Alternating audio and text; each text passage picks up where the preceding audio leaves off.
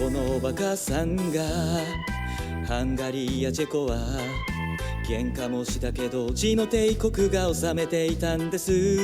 このバカさんがドイツのことだって400年ほど一応まとめていたのは私です。よく言うぜ、いつもトラブル起こして民族多くてうまくいくとでも思ってんのかよ。よくおっしゃい、それが私のあり方です。ドイツ語圏だけ切り離すなんて考えられません。バカ言ってんじゃねえよ。バカ言わないでください。それならてめえはドイツからその手引いたらいいだろう。ここ一帯は確かまとめて差し上げます。開き直るその態度が気に入らねんだよ。7000万帝国立て収めてあげます。他の民族捨てられねえならドイツはやだね。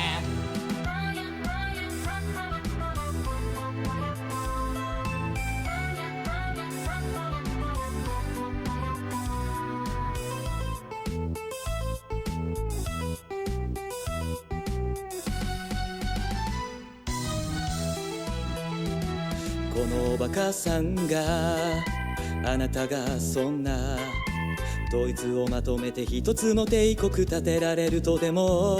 このバカさんが私はそれなりに没落したけど威厳は現在味方も多いです。よく言うぜ、革命に翻弄されてイタリアちゃんから撤退なんて力疑うぜ。よくおっしゃい、ハノーファー作戦に振られうちに背いたら孤立させますよ。言うこと聞きなさい。バカやってんやねえよ。このバカさんが俺様だってその気になれば相手はいいんだぜ。ドイツの今度決める会議参加をしなさい。名手すらのその態度が気に入らねえんだよ。ホルシュタイン星だとか調子乗らないで。連邦軍と戦ったって負ける気がしねえ。7週間戦争とか勘弁願います。お前の古い軍は俺の敵じゃねえんだよ。敗戦後の領土割譲を目に見てください。ドイツの統一手を引くなら領土はいらねえ。